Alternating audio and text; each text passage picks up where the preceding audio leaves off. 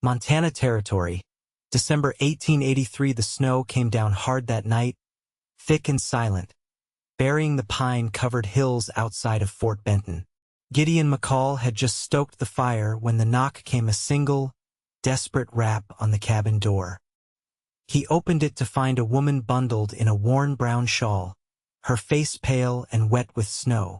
In her arms, a baby cried softly, too tired to wail. Her boots were soaked through, her dress clung to her legs, and her shoulders shook from more than just the cold. "I am sorry," she said, voice raw. "I did not know where else to go." Gideon stepped aside without a word, letting the warmth grab hold of her as she stumbled inside.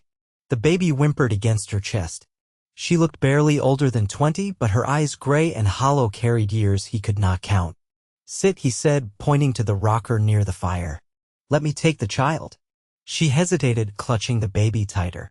Then, as if her arms could no longer bear the weight, she gave the infant to him. He cradled the little girl carefully, rocking her slow, feeling her tiny fists curl near his chest. "She is burning up," he said. "What is her name?" "Etta," the woman whispered, slumping into the chair. "She is 6 months." Gideon reached for a rag and dipped it in water from the kettle. He pressed it gently to the baby's head. She settled a little, breathing unevenly. "She needs rest. And you do too." The woman nodded but did not speak again. Her eyes stayed on her daughter until they closed. Gideon watched her sleep. She was young, pretty in a tired way, with strands of damp blonde hair stuck to her cheeks. Her hands were raw, fingers cracked. The baby's blanket was thin and worn through at the corners. By the time the fire dimmed to coals, both mother and child were asleep. Gideon stayed by the rocker, holding Etta close, listening to the wind beat against the walls. He had not shared this space with anyone in years. But now here they were, a stranger and her child, tucked into the quiet of his home like they belonged there. He would ask questions in the morning. The woman woke with a start, eyes darting toward the firelight. Gideon sat in the rocker, Etta cradled in his arms, her tiny body wrapped snug in one of his flannel shirts. The baby was asleep, her fever broken, cheeks pink from the heat of the room. "I thought." The woman pressed a hand to her forehead. "I did not mean to sleep. You were shaking," Gideon said. "And she was burning up. I did what I could." She lowered her head. "Thank you." "Name?" "Hattie Osgood," she said, voice steadier now. "I was married. My husband, Wallace, died in August. Fever took him. We were headed west when he fell ill." Her hands twisted in her lap. "We had a wagon, 2 mules, and hope. That was all." Gideon nodded once. "Where were you headed?" "Anywhere we could stay. I heard there was land north of here, free claim if you could work it. But after he died, I could not. I tried to get back to town. Someone stole the wagon while I was burying him." Her voice cracked. "I walked 3 days. I saw your chimney smoke." Gideon's jaw clenched. "You came through that storm on foot?" "I had no choice." He looked down at Etta, warm and safe in his arms. "You do now." She blinked at him. "What?" "You stay here until things settle. Until you are ready for whatever comes next." Hattie stared at him, unsure. "I will not turn you out," he added. She looked down at her hands. "I do not want charity." "It is not charity," he said. "It is decency." The days passed slow and cold. Gideon showed her where the firewood was stacked, how to draw water from the well when it was not frozen solid. Hattie washed their clothes by hand, cooked what little game he brought in, and fussed over Etta like every moment might be her last. She worked hard even when her shoulders ached and her hands bled. Gideon noticed everything, the way she always checked the baby's forehead, how she whispered every time she laid Etta down to sleep, like she was begging her not to leave. One evening, she stood by the window watching the snowfall. Gideon set a bowl of stew beside her. "You should eat," he said. Hattie glanced at him. "I do not know how to thank you." He shrugged. "You are doing fine." She smiled for the first time. "You are not what I expected." "What did you expect?" "A man alone in the woods. I thought maybe you would be rough, bitter, but you are quiet, kind." He looked away. "I have been bitter and rough. Kindness took a while." "What changed you?" "Losing people," he said simply. She nodded. "Me too. One night, Etta woke crying, and Hattie went to soothe her. But Gideon was already there, gently lifting the baby into his arms. He hummed something low, a tune Hattie did not know, and Etta quieted against his chest. Hattie stood in the doorway, watching. Her heart ached, but not with sorrow. With something warm she had not felt since Wallace, maybe not even then. Gideon glanced up and saw her. "She is fine," he whispered. "I see that." He rocked the baby a little more, then said, "You should sleep." "I will. Thank you." He nodded. "Anytime." By January, the cabin felt less like a shelter and more like a home. Gideon built a crib from pine, and Hattie cried when she saw it. Etta was growing strong, her cheeks round and her laugh loud. Hattie had not laughed much herself, but when she did, it lit up the whole room. One evening, after supper, she sat across from Gideon by the fire. They were quiet for a while. Then she said, "You never asked me what I planned to do. I figured you would tell me when you knew." She looked at him. "I do not want to leave." Gideon's eyes met hers. "I want to stay," she said. "If you will have us." He set his cup down slowly. "I want that too." Hattie reached across the space between them and took his hand. He held it tightly, like he had been waiting for that moment all along. Outside, the snow kept falling, but inside, the fire burned steady, and for the first time in a long time, they both felt warm. The thaw came slowly, creeping in through the seams of winter like light under a worn door. By early March, the drifts had started to recede from the cabin eaves, and the sun stayed a little longer each evening. Mud lined the path to the well, and the river below the ridge surged louder each day, cutting through ice with a patient vengeance. Gideon stood on the porch, squinting toward the tree line. He held a half-carved handle of hickory in one hand, the blade resting idle in the other. Behind him, the sounds of Etta's coos floated through the open door, followed by the soft thud of Hattie's boots crossing the floor. She stepped out beside him, brushing her palms on her apron. "She's trying to roll herself over," she said. "Gets halfway and hollers like she's done the Lord's work." Gideon chuckled. "That little one's got grit." Hattie leaned on the railing, eyes scanning the edge of the woods. "More than I did at her age, I reckon." "You were born east?" "Missouri. Farm near the Gasconade. My father raised chickens and dug wells when there was call for it." She picked at a splinter in the wood. "My mother died birthing my brother. He didn't last long either." Gideon didn't say anything.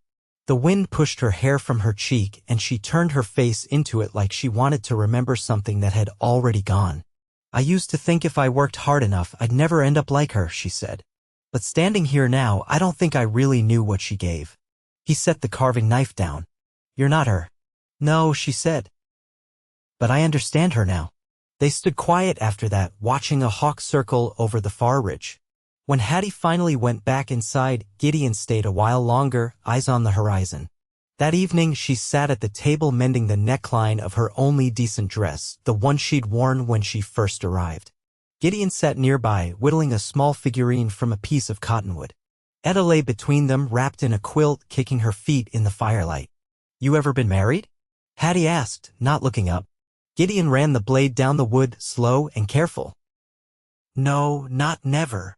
"No," he paused. "There was someone once, before I came west." "What happened?" "She stayed behind. Married a banker." He set the carving down. "I don't blame her." Hattie looked over. "Why'd you leave?"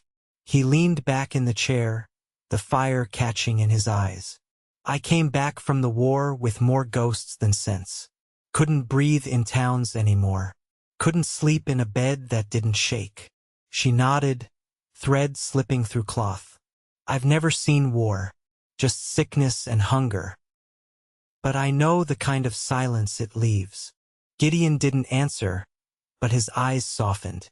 Later that night, after Etta had fallen asleep in the crib, Hattie stood at the hearth, twisting her hair into a loose braid. Gideon was packing his rifle, preparing for a short hunt at first light. "You trust me to stay here without you?" she asked. He looked up. "I do." She turned to face him. "That's not a small thing." "No," he said. It's not. She hesitated, then stepped closer. I've been thinking, when the ground thaws, I could plant a garden out back. Just potatoes, maybe some beans. If you think there's room, he said. And I'll help you dig it. Her hand brushed the edge of the table. We make a good pair. He met her eyes. That we do. She didn't move, nor did he, but the space between them felt thinner than before, like a screen door waiting for a breeze to push it open. I won't be long tomorrow, he said. Just down by the south bend. I'll keep the fire going, she answered.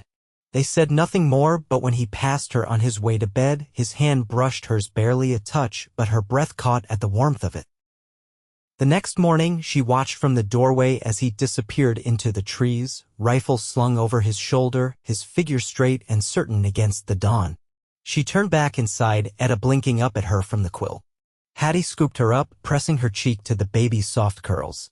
Looks like we found something worth staying for, she murmured. The wind had shifted. It carried the scent of melting earth and pine, and something else, something like the start of a new season. By mid-April, the mountain runoff had turned the creek behind the ridge into a fast-moving ribbon of silver, and the ground finally gave underboot. Gideon had begun cutting a small plot beside the cabin with a worn spade, and Hattie worked the soil with her hands, sleeves rolled to her elbows, nails caked in mud. Etta lay on a blanket nearby, shaded under a bent-limbed pine, batting at the sunbeams that filtered through. The work was slow. Gideon had never planted anything but fence posts, and Hattie had only ever gardened in Missouri's heavy clay. But they learned the land together, how the water pooled at the low end of the slope, how the wind came hard from the east in the evenings, how certain patches of soil held more warmth than others. That morning, Hattie straightened from her crouch, brushing grit from her palms. I think we can get beans in if the frost holds off tonight. Gideon leaned on the spade. I'll rig a cover from burlap sacks. Keep the cold off just in case. She nodded, then looked toward Etta, who had drifted to sleep beneath the swaying pine. She's starting to recognize your voice, Hattie said. Quieter now. Turns her head when you speak. Gideon's eyes softened. She's sharp. Knows more than she lets on. Hattie studied him a moment. You ever think about having children? His jaw tightened slightly and he sank the spade into the earth again before answering. I used to, when I was young enough to believe things always turned out. She didn't press him. The earth between them was already full of what couldn't be spoken. Instead, she knelt again, pulling rocks from the soil one by one, setting them in a line along the edge of the plot. That night, after supper, Hattie sat on the floor beside Etta's crib, brushing her daughter's hair with her fingers. Gideon added a split log to the fire, watching the flames catch. I've been thinking, he said. There's a sawmill down by the river mouth. They'll be hiring once the road's clear. I could bring in something steady. Hattie looked up. You'd leave the cabin each day? Just during daylight. Ride down, return by dusk. Wouldn't be more than 3 days a week. She hesitated, eyes flicking to Etta. If you think it's right. I wouldn't go unless you were sure, he said. It's your home too now. Your say matters. She rose slowly, walking to the hearth. You always ask what I want, Gideon. Even when you don't have to. You deserve that, he said. She touched the side of the mantel, her voice barely above the crackle of kindling. Then I want you safe. I want you coming home when the sun dips and the fire's warm. I don't care if the money's slow. He stepped closer, just near enough that their shoulders nearly touched. Then I'll stay close. Hunt a little. Trade hides when we've got extra. She nodded, and when she turned slightly, her cheek caught the firelight. I was afraid when I came here that I'd have to keep running. That you'd let me stay just until the snow cleared. I never meant for this to be temporary. I know that now, she said, voice steadier. But it took me a while to believe it. She turned fully then, close enough that her breath stirred the collar of his shirt. He could see the fine lines beneath her eyes, the way her mouth held something unsaid but not unwelcome. I don't know how to be with someone again, she admitted. Not yet. But I want to learn. You don't have to know anything tonight, he said. We have time. Her fingers brushed his, tentative but sure, and she held them there, between them like a promise. Later, when the fire had dwindled to embers, and Etta slept soundly in her crib, Hattie stayed beside Gideon on the bench by the window, wrapped in one of his old quilts. They didn't speak. They didn't need to. Outside, the wind moved through the trees in soft waves, and the stars blinked above the ridge. The world was quiet, but inside the cabin, something had taken root, slow, steady, and strong enough to weather whatever might come next. By late May, the trees had leafed out in full, and the ridge trail shimmered with green light. The morning started earlier, the air soft with birdsong. Hattie rose before the sun most days, setting Etta on a folded quilt beside the stove while she swept out the corners and boiled coffee on the iron plate. Gideon had begun fencing in a small pasture east of the cabin. He worked long hours with post and hammer, his shirt damp with sweat and sawdust clinging to his sleeves. Hattie brought him water when the sun was high, and sometimes stood watching as he worked, silent but near. One afternoon, after the fence line had reached the streambed, Hattie brought down a basket with bread and the last of the dried venison. Gideon wiped his hands on his trousers and sat beside her on a flat stone by the water. "The first time I saw a place like this," she said, pulling off her boots, "I was 12. My uncle took me as far west as Kansas City. We camped along a creek, and I remember thinking it looked like the edge of the world." He leaned back on his elbows. "This place feels like that to most." She dipped her feet into the stream, the cold pulling a sharp breath from her. "I used to believe the edge meant danger. Now I think it just means beginning." He looked at her, the sun catching on the pale strands of hair at her temple. "You sound like someone who stopped running." "I did," she said, glancing over. "Not all at once." "But I did." Gideon didn't answer, only reached into the basket and broke the bread in half, handing her a piece. They ate quietly, the sound of the stream running thick between them. After a while, Hattie stretched her legs out, the hem of her skirt damp with creek water. "I think we'll need a second room," she said. "Before winter. Etta's growing fast, and I won't have her sleeping by the stove when the frost comes." Gideon chewed slowly. "I've wood enough stacked behind the shed. Could start framing it next week." She nodded. "I'll help with the walls." "I can hammer straight if you mark the nails." "You've got a good eye," he said, "and steadier hands than most men I knew." She glanced sideways at him, something quiet between her lips. "Would you want it to be your home too? Not just a place to sleep. I mean fully." He looked down at the stream for a long second, then back at her. "It already is." Etta stirred in the sling at Hattie's side, fists pressing against her chest. Hattie lifted her gently, resting the baby's head against her shoulder. "She doesn't remember Missouri," she said. "That's a gift. She'll remember this," Gideon said. "The smell of pine, the sound of your voice. That's what will shape her."